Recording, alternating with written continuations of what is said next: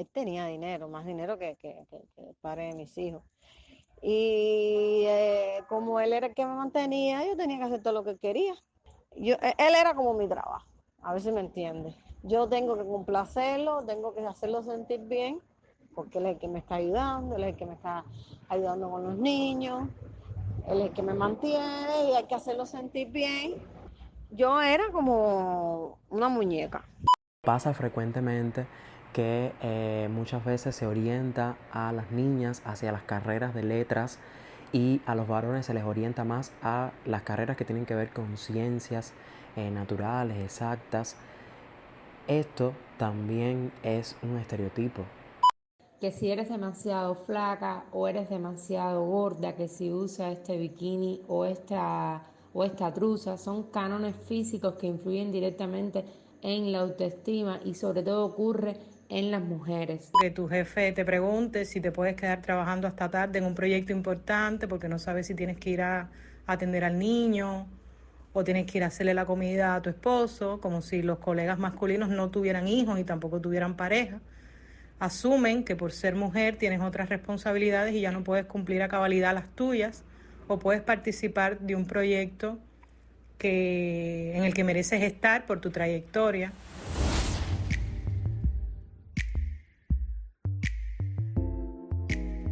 En los episodios anteriores de nuestro podcast Alcemos la Voz, hemos dialogado sobre las más variadas formas de violencias machistas. Especialistas y personas diversas desde su experiencia personal han compartido sus testimonios y opiniones sobre las múltiples expresiones de esta problemática. Un punto común en que han coincidido es que no se trata de fenómenos aislados, sino de realidades que parten de una base común que las sustenta, las conecta y contribuye a su reproducción. Algunas interrogantes se imponen. ¿Por qué se perpetúan las violencias machistas? ¿Por qué muchas de sus manifestaciones están tan naturalizadas que pueden pasar inadvertidas? ¿Es posible romper con estos patrones? En este nuevo episodio les proponemos analizar por qué se considera que las violencias machistas tienen un carácter estructural. Este concepto implica que la violencia de género no solo es una cuestión individual, sino que está profundamente arraigada en las estructuras de poder y economía de nuestra sociedad. La violencia estructural, así se le define, se manifiesta en la dominación que las mujeres sufren en diversos ámbitos. Esto va más allá de lo económico. Se trata de una violencia de género derivada del lugar que ellas ocupan en el orden económico y de poder hegemónicos y se refleja, por ejemplo, en la desigualdad salarial, donde ellas reciben menos remuneración por trabajos equivalentes a los de los hombres. Además, la pobreza en el mundo tiene un rostro predominantemente femenino, fenómeno conocido como la feminización de la pobreza. También es importante destacar que el poder, en sus múltiples formas, está sesgado a favor de los hombres. Ellos ocupan la mayoría de los cargos de decisión en gobiernos, instituciones y corporaciones. Asimismo, la carga de trabajo que recae sobre las mujeres, especialmente en familias monoparentales, contribuye a esta violencia estructural. La división sexual del trabajo no solo implica una doble jornada, sino también la extracción de un valor agregado de carácter afectivo, que además no es reconocido, sino que se asume como parte del rol que debe desempeñar una mujer. Para dialogar y debatir sobre este tema contaremos con la participación de varias especialistas y retomamos de todo el recorrido sonoro que hemos hecho en estos meses, junto a nuevas experiencias, testimonios que ilustran estas asimetrías. Yo soy Lisandra Fariñas y te invito a escuchar estos minutos de audio donde alzamos la voz contra las violencias machistas.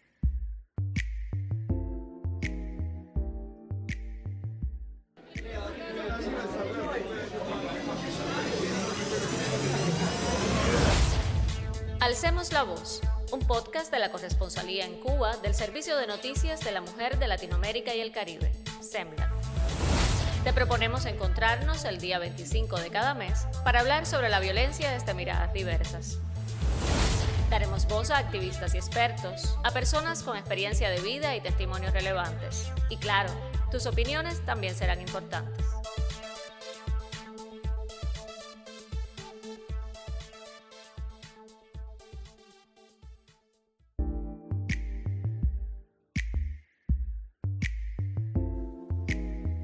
Hablar de violencia estructural implica reconocer cómo el patriarcado construye un sistema social que conecta múltiples ámbitos: la familia, la educación, la religión, la política, los medios de comunicación y la economía. En este entramado, las mujeres se encuentran en una situación de desventaja constante frente a sus pares masculinos. Esta desigualdad de oportunidades genera una forma de violencia que puede considerarse estructural, o en términos más amplios, como injusticia social. Esta violencia se manifiesta de diversas maneras, ya sea de forma visible o latente, e incluye lo que se conoce como violencia indirecta o institucional. Para abordar este problema, es crucial desmantelar las estructuras que lo fomentan y legitiman. La violencia estructural representa la dimensión macro de la violencia, afectando todas las esferas sociales y configurando un sistema que, aunque invisible y legitimado, está profundamente arraigado en nuestras instituciones. Se reproduce a través de normas y pautas sociales que naturalizan las relaciones de poder. Esta forma de violencia se presenta de manera sutil y silenciosa, sin necesidad de coerción física, lo que la hace aún más difícil de reconocer, pero su capacidad de causar daño y sufrimiento es tan real como cualquier otra forma de violencia. Comprender la violencia estructural es fundamental para desentrañar cómo se sustentan otras formas de maltrato. Como advierte la doctora en Ciencias Sociológicas Clotilde Proveller Cervantes, no podemos olvidar que la violencia estructural va a la par que la cultural, porque se legitima y existe en tanto esta última lo hace posible. La violencia cultural es el sostén, el mecanismo mediante el cual esa violencia estructural pervive. Y era muy normal, por ejemplo, la mujer cargando el agua en lugares que no es la capital y que las condiciones no son como en la capital, son más complicadas para lavar por cuenta del agua, que muchas veces hay que cargarla y se lava en una batea y condiciones no cómodas para la mujer para trabajar. Y el hombre sentado compartiendo con sus amigos o viendo televisión y la mujer lavando, pero en esas condiciones. Y era muy normal que toda esa incluso fuerza que llevaba la acción de lavar le tocara a la mujer y el hombre no colaborara, no se implicara, no compartiera ese esfuerzo físico. Mi mamá siempre desde muy jovencita ella vio que eso era una injusticia, que eso no tenía que ser así. Aun cuando uno tiene aprendido eso como costumbre, como tradición, como que es lo normal, entre comillas. Como que así ha sido siempre y así tiene que ser. Entonces, mi mamá en su hogar, pues no puso renuente, siempre estuvo renuente a poner en práctica, a continuar con esa tradición de esclavitud, por decirlo de alguna manera, de la mujer en casa, y me lo transmitió a mí. En mi familia, la familia que he creado, también me he rebelado contra esa tradición de esclavitud de la mujer en casa, esclavitud moderna, ¿no? O de desconsideración por parte de los hombres, o de desigualdad a la hora de asumir las tareas de la casa. Muchas veces en espacios como la familia, la comunidad o las instituciones educativas se producen acciones que contribuyen a reforzar los estereotipos de género. Hay muchos ejemplos. Cuando la niña decide jugar con juguetes que no son ni de cocina ni que tienen que ver con el cuidado de bebés o la formación de una familia, muchas veces son juzgadas y hasta reprimidas por parte de otros miembros de la familia, generalmente por los padres, porque las niñas deben jugar con determinados juguetes y los niños son los que deben jugar con los carritos o con los indios o con juguetes que estén relacionados con deportes como el fútbol, la pelota, el baloncesto y demás. Son muchas las situaciones cotidianas en las que se hace diferencia por el género de una persona y esto parte de la idea de que se tiene en la sociedad como normal para cada género, o sea, qué se considera en la sociedad como algo normal para cada género. Por ejemplo, Y esto lo vemos a diario cuando terminamos una comida entre amigos y familiares. Normalmente ocurre con mucha frecuencia, son las mujeres las que con frecuencia se levantan a organizar la mesa, a llevar todo hacia la cocina, hacia fregar los platos, y no es así con los hombres. Los hombres por lo general se quedan dialogando, conversando, haciendo la sobremesa, y es algo que no tiene respuesta, es algo que no tiene un sentido lógico.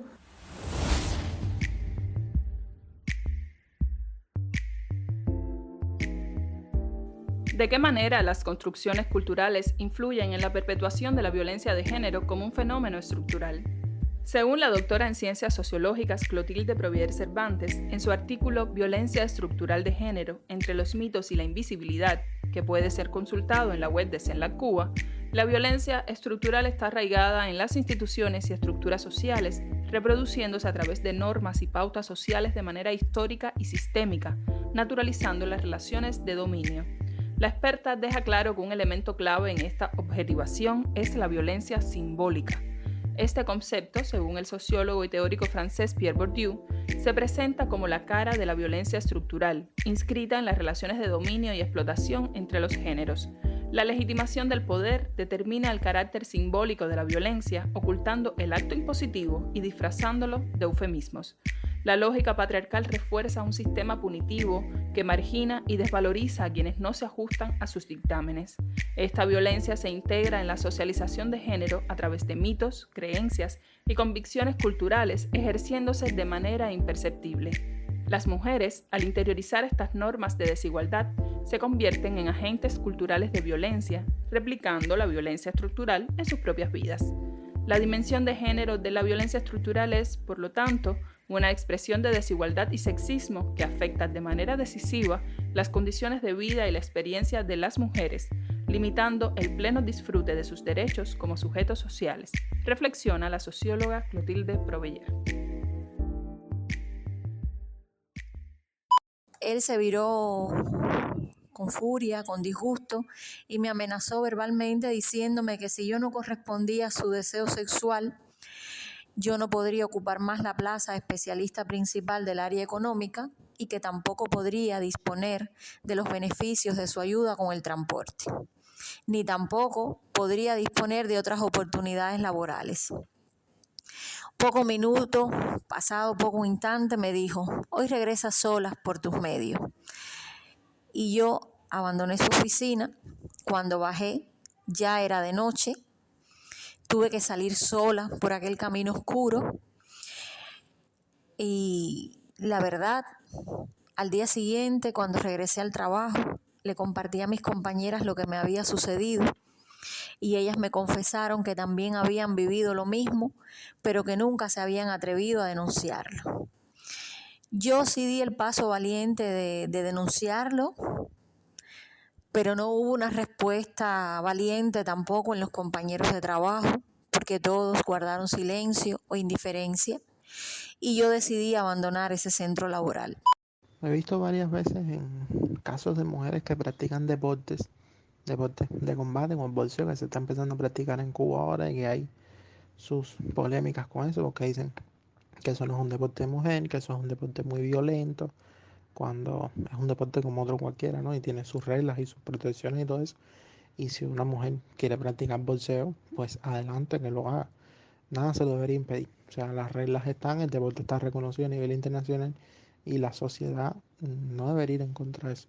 Y otras veces ya con amigas que, por ejemplo, juegan fútbol o algo así, he oído comentarios decir que son poco femeninas, que cómo es posible, que no puede ser, que vaya, cosas así. E incluso llegando a decir que no son heterosexuales, o sea, que su orientación sexual es lesbiana, porque bueno, el deporte es como cosa de hombres y esas cosas que uno escucha, ¿no? Que al final no está de acuerdo con eso y trata de rebatirlo, pero ya eso está bastante arraigado.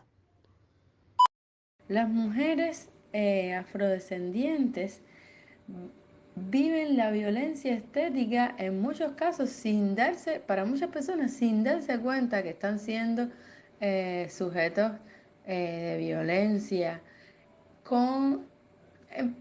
pasando en principio por la propia clasificación que se le dan a sus cabellos, por la manera en que se refieren, no ellas, sino estilistas, a su cabello, las sugerencias constantemente de querer laciar el cabello, de cambiarlo, porque muchísimas críticas que se puede hacer al fenotipo de una persona negra, el cabello es algo que se puede modificar. Y entonces es como lo más recurrente que se puede encontrar, ¿no? Niñas a las cuales se les naturaliza desde pequeña identificarse como niñas con el cabello malo, o sea, ni siquiera le llaman cabello. Yo tengo pasas, yo tengo el pelo malo, pero ¿por qué? Porque mi abuela, porque mi mamá, porque mi tía me lo dicen. Y si son mis figuras de apego principal, en el caso de las madres o en muchos casos las abuelas, se lo dicen, entonces pues van a asumir eso como una verdad absoluta.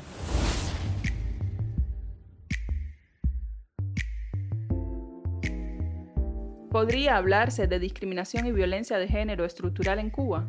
Ante esta interrogante, la socióloga Clotilde Proveller sostiene que si bien en la nación caribeña la discriminación está prohibida por ley, persiste la violencia de género y también la violencia estructural.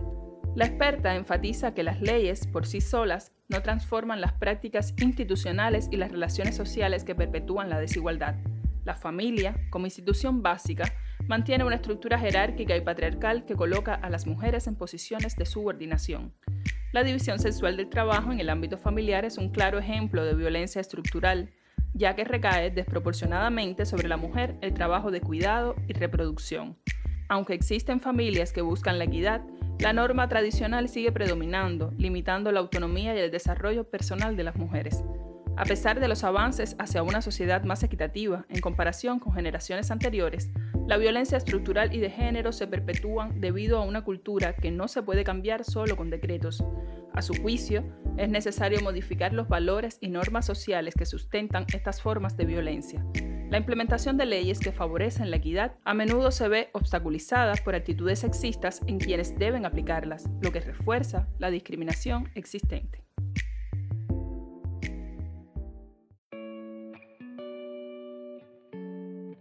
Propuestas a vos. Hoy te traemos 2 materiales de consulta donde encontrarás información actualizada y de utilidad sobre violencia de género. El primero es la monografía Violencias machistas de cara a los desafíos, confeccionada a partir de informaciones y reportajes elaborados y publicados por el Servicio de Noticias de la Mujer de Latinoamérica y el Caribe, SEMLAC, durante el año 2023. En este material se abordan temas como los resultados de varias investigaciones sobre violencia, cifras recientes ofrecidas sobre muertes violentas de mujeres en Cuba, la evaluación de la Estrategia Integral de Prevención y Atención a la Violencia de Género y en el escenario familiar, realizada el 4 de noviembre de 2023 en La Habana, abuso sexual infantil y los mitos que lo rodean, entre otros. Cuenta, además, con una entrevista a Tania de Armas Fonticova, profesora de la Facultad de Derecho de la Universidad de La Habana y experta penalista, sobre la importancia de perfeccionar, implementar y aplicar en la práctica las normas jurídicas que ya existen para limitar la violencia machista y la impunidad de los agresores. Brechas de género que aún frenan el empoderamiento de las mujeres rurales y la equidad en estos entornos, estereotipos presentes en la sociedad cubana que dañan a las mujeres lesbianas y el rol de los medios de comunicación en la visibilización de las violencias machistas completan la propuesta. Puedes descargar esta monografía en formato PDF en nuestro sitio web redsemla-cuba.net.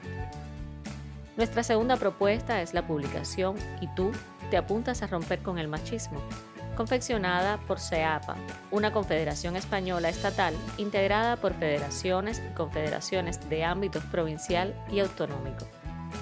El material combina las reflexiones más teóricas junto a lo más visual, como son los dibujos de cómic, para así poder abordar el tema del machismo desde diferentes perspectivas.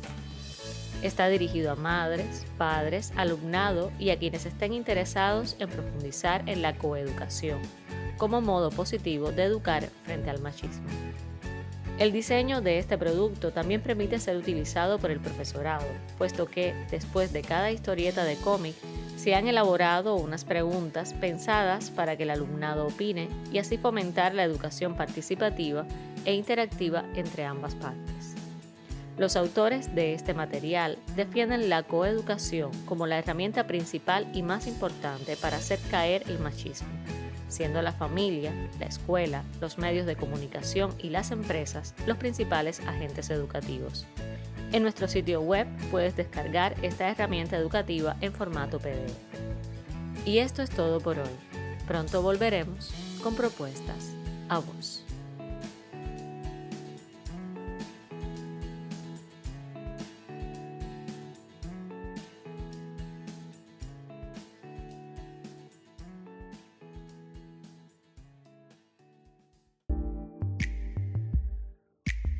Estás en Alcemos la Voz, un podcast de la corresponsalía en Cuba del Servicio de Noticias de la Mujer de Latinoamérica y el Caribe, SEMLAC Cuba, donde cada día 25 denunciamos las violencias machistas. Hoy abordamos la violencia estructural, esa que permea todos los ámbitos de nuestra vida y sostiene las lógicas patriarcales. Un área donde se manifiesta de manera clara es en la división sexual del trabajo, lo que impacta directamente en el uso del tiempo, el acceso a recursos económicos y, en consecuencia, en la autonomía y empoderamiento de las mujeres. Esta dinámica afecta su capacidad de representación e influencia en el ámbito político, institucional y social.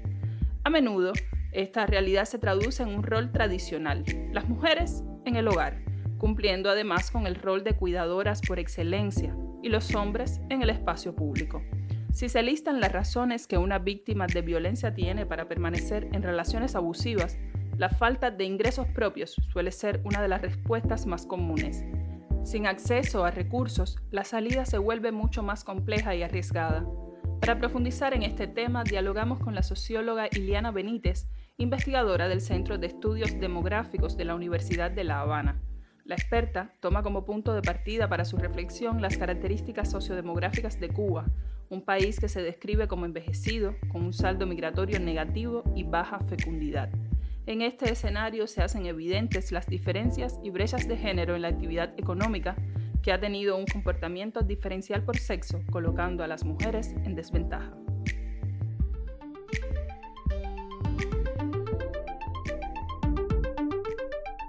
Cuando analizamos la tasa de actividad económica en Cuba por sexo, vemos que se presentan brechas entre ellos, siendo desventajoso para las mujeres. Por ejemplo, hasta el 2022, que es el último dato que se posee en Cuba, en el caso de la población en general existía una tasa de actividad económica del 65,6%.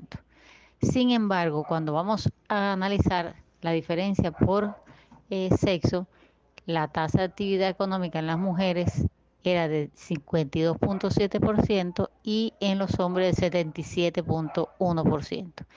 ¿Qué significa esto? Que de la población que se encuentra en edad laboral existe una más baja presencia de mujeres en la población económicamente activa. La población que está dispuesta para trabajar, está en condiciones para trabajar y está buscando empleo.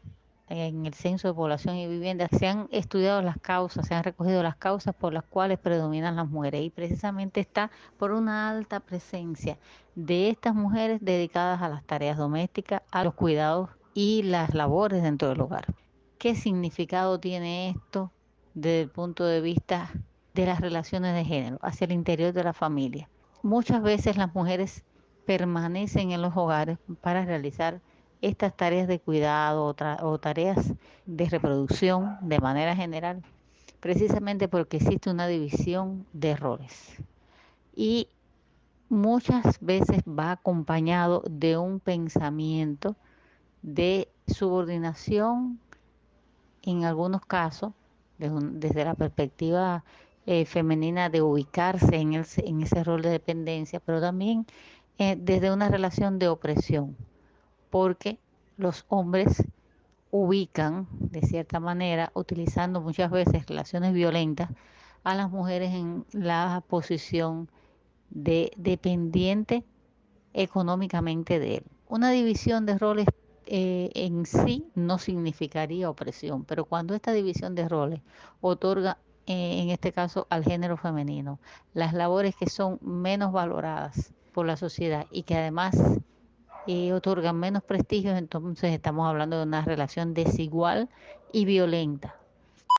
Él era el que mantenía la casa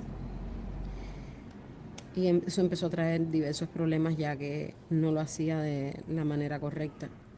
Yo no le exigía lujos, pero sí las prioridades de la casa como comida y esas cosas, él no las tenía muy bien cubiertas.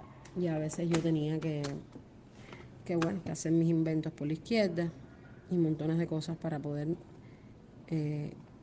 buscarme dinero para mis necesidades y las necesidades de mis hijas.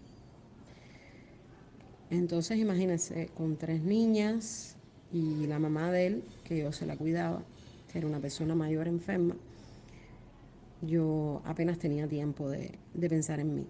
Empecé a engordar, empecé a despreocuparme físicamente sobre mí, no me arreglaba, no salía, no tenía vida social ninguna, solamente era mi casa y las niñas, bueno, y su mamá.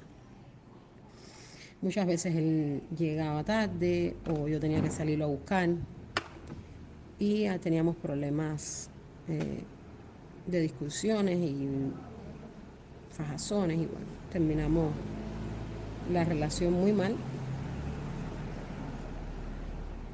Yo volví a quedar embarazada, no sabía nada, me la tuve que dejar y ahí sí, bueno, ya al cabo del tiempo nos separamos.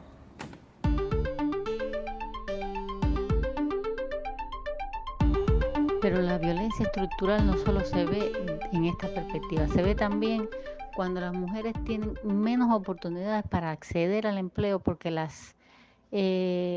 esta misma división de roles, esta misma estructura patriarcal que existe en la sociedad, la pone en desventaja para acceder a ese empleo.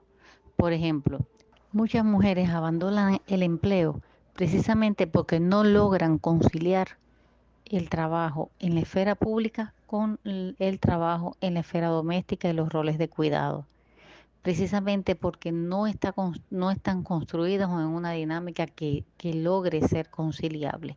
Por tanto, se requeriría de una corresponsabilidad que debe existir al interior de la familia, donde se repartan de manera equitativa los roles de cuidado, pero también la participación en la esfera pública. Estamos hablando también de la necesidad de la corresponsabilidad desde el punto de vista estatal, de cómo desde las políticas sociales, los servicios sociales que existen en una sociedad le faciliten el desempeño de la actividad laboral a la familia. Y no solo pensando que esta corresponsabilidad del Estado, esta oferta de servicios, están dirigidas a la mujer. Estamos hablando realmente de equidad cuando vemos que esto está favoreciendo a toda la familia por igual y que las mujeres pudieran entonces también un poco trabajar en sus necesidades estratégicas de emancipación, de crecimiento y de empoderamiento. Yo tengo 30 años, aún soy joven, pero sí me ha tocado ver a mi madre y a mis abuelas hacerse responsables del cuidado de sus padres o del cuidado de sus hermanos.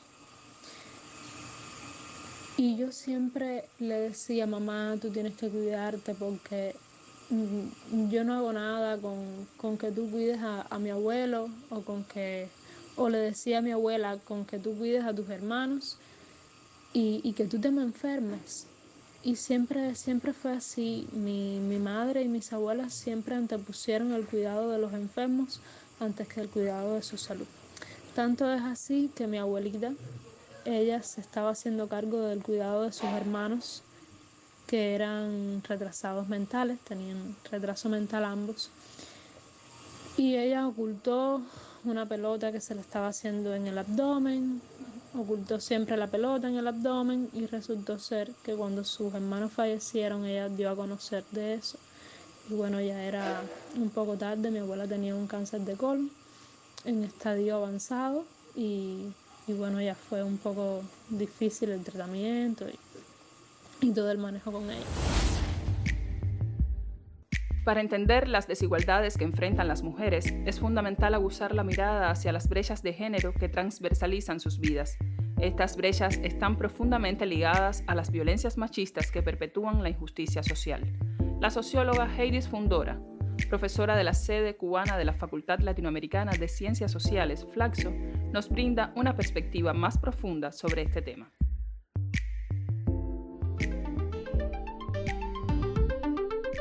Primero, aclarar que acá en Cuba estamos trabajando con dos visiones, la visión de la pobreza relacionada con las carencias y la visión de la vulnerabilidad relacionada con las insuficiencias.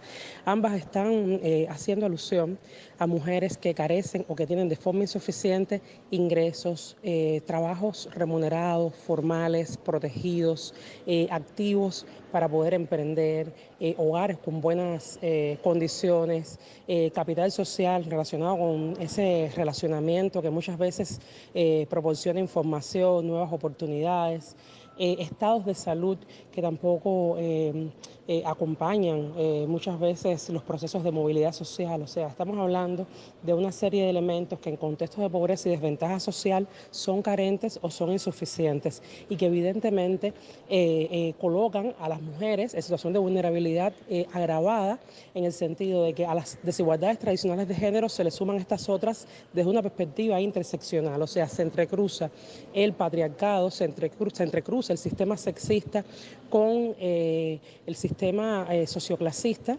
con la estructura socioclasista, generando entonces estas desventajas múltiples, situaciones de vulnerabilidad agravada o situaciones de pobreza agravada. Concretamente podríamos decir que desigualdades de géneros, por ejemplo, como la desigual distribución de los trabajos de cuidados en contexto de pobreza y desventaja social, implica una mujer no solamente sobrecargada con las labores y responsabilidades de cuidados, sino que además lo hace en un contexto de pobreza energética, sin soluciones de energías renovables, lo hace en un contexto de pobreza o de insuficiencia o vulnerabilidad alimentaria para poder cubrir todas las necesidades relacionadas con los cuidados en un contexto de insuficiencia en cuanto a equipamiento electrodoméstico, en cuanto a condiciones de la vivienda, en cuanto a acceso al agua, en cuanto a acceso a combustibles para la cocina, etcétera, que evidentemente hacen de esta desventaja relacionada con la sobrecarga de labores de cuidado en las mujeres fundamentalmente una labor mucho más agónica. Al tener 4 niñas me ha costado muchísimo trabajo encontrar trabajo, valga la redundancia. Casi nadie me acepta. En cuanto digo que tengo 4 niñas, todo el mundo pone el grito en el cielo porque en qué tiempo voy a atender a mis hijas y en qué tiempo voy a trabajar y que si siempre voy a estar con problemas de que si esta niña, que si la otra, que si se enfermó, que si aquella. Y realmente he tenido que hacer muchas cosas que no me han gustado para poder subsistir y para poder mantener a mi familia. Y por supuesto, ahora mismo estoy soltera, por ejemplo, soy madre soltera y no tengo ningún hombre, ni quiero depender de ningún hombre, porque ellos están hoy, pero mañana no están. Y realmente yo me siento lo suficientemente capaz física y psicológicamente para poder hacer cualquier tipo de trabajo. Encontré otro trabajo que me permite trabajar desde la casa, así no dependo de un transporte para llegar al círculo a buscar a mi niño ni nada. Porque el sistema familiar de soporte, para poder tener un empleo presencial y cumplir con una jornada laboral y demás, yo no lo tengo. Eso limita muchas veces la manera en la que uno trabaja después de ser madre, ¿no?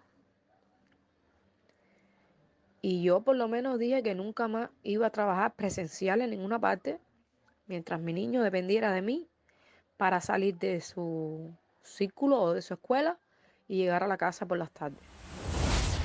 Otra desigualdad que nos encontramos en Cuba y que viene siendo sistemática está relacionada con la segmentación de género que nos encontramos por tipos de ocupación. Entonces las mujeres están mucho menos en puestos relacionados con operarios y operarias y también están menos en puestos directivos. ¿Qué significa esto? Pues menos posibilidades de autonomía para la toma de decisiones, menos posibilidades de ingresos en sectores donde se hacen más inversiones o en sectores de más altos ingresos.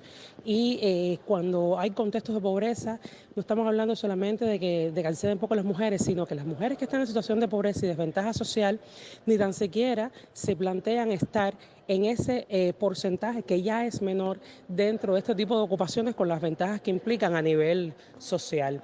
En este sentido, estamos hablando de que deberíamos estar mirando a las mujeres desde esa mirada plural, porque evidentemente las demandas que estamos reclamando para unos tipos de mujeres relacionadas con el techo de cristal están mucho más agudizadas con otros tipos de techos que tienen que ver con los techos de las viviendas, que muchas veces tampoco ni tan siquiera dejan pensar o plantearse una posibilidad laboral. O sea, cuando se vive una vivienda en condiciones precarias, en condiciones de mal estado, con mala organización, con hacinamiento, estamos hablando de menos espacio para estudiar, menos concentración, cómo distribuyo mi tiempo, si recojo recursos, pues pienso en invertir en la vivienda, eso implica también dedicarle tiempo a todos estos trámites y por lo tanto quitárselo a inversiones en procesos que pueden luego generar movilidad laboral ascendente, en procesos que implica profesionalizarse, desarrollar capacidades y habilidades para acceder a otros puestos. O sea, eso muchas veces ni tan siquiera entra en el proyecto de vida,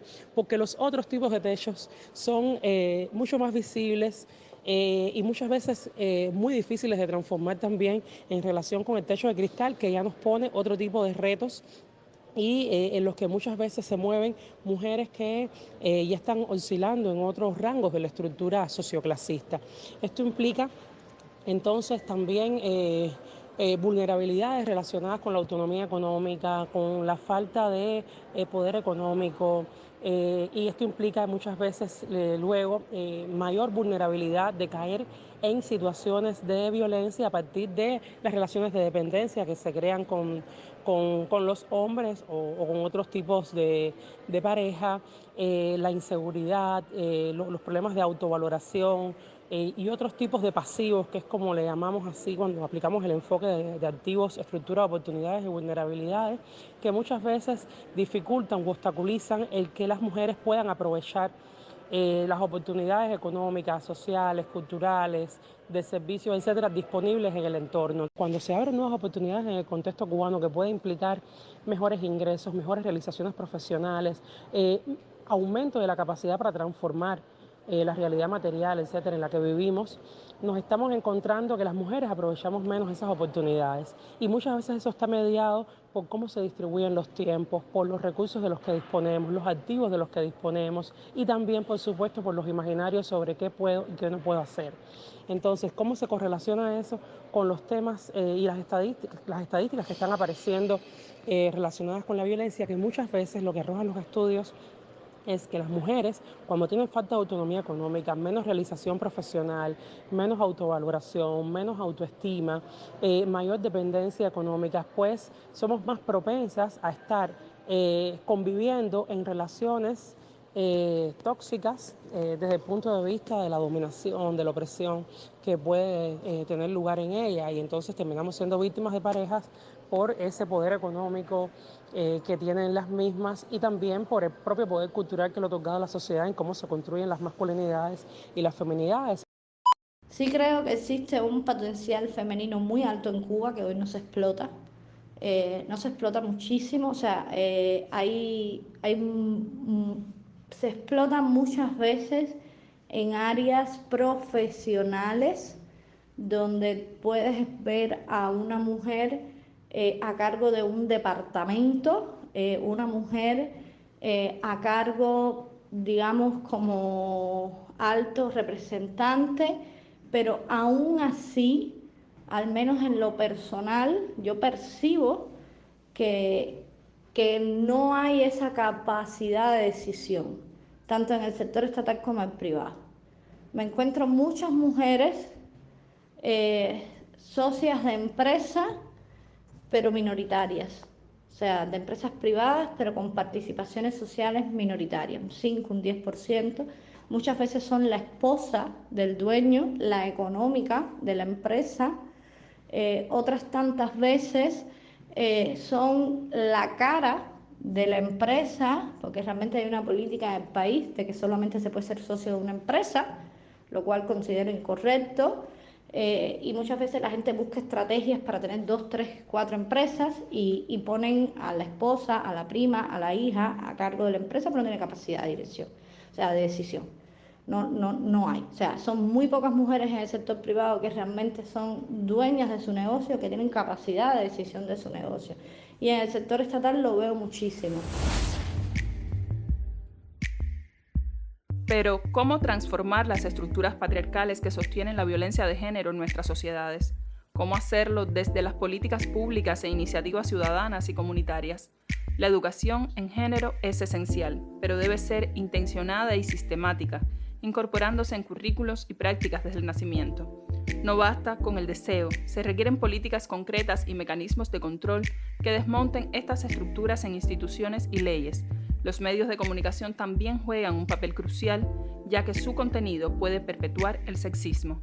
Para lograr un cambio verdadero es necesario promover la equidad en todos los ámbitos de la sociedad, transversalizando la perspectiva de género en cada aspecto de nuestra vida cotidiana.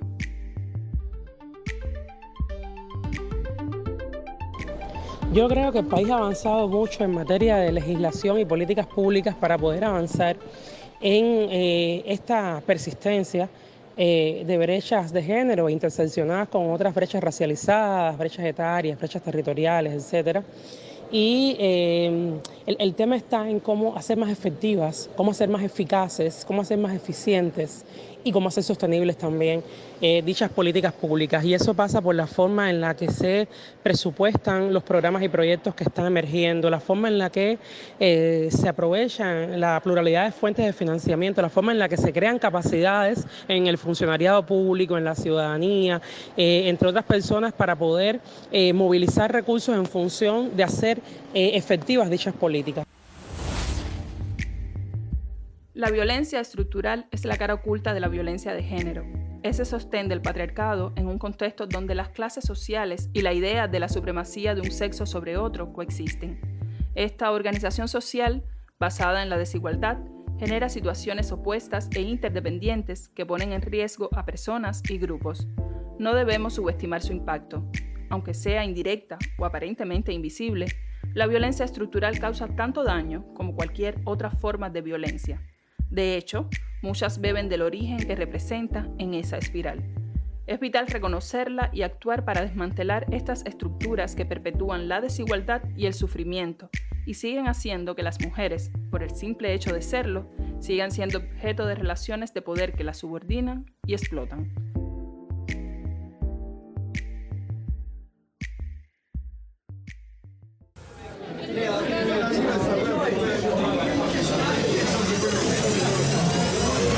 Y ya bajamos decibeles. Hasta otro encuentro en que alcemos la voz.